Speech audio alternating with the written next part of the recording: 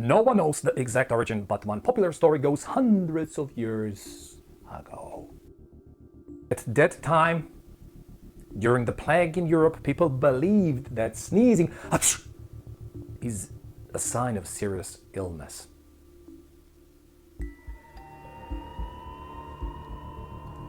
By saying God bless you became a way of wishing someone health and protection.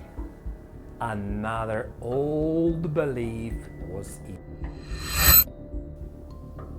God bless you.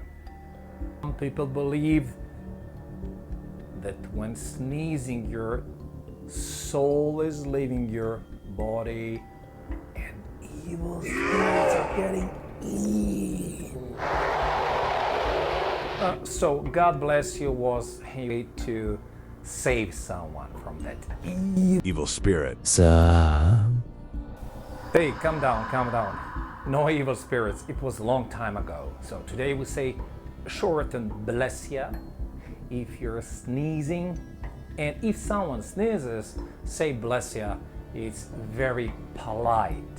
One popular, so popular story says that Pope Gregory said whenever someone sneezes, it's a sign of serious illness, so better say bless ya, because they cannot come, you gotta protect those people. Yeah, he didn't have like the plane.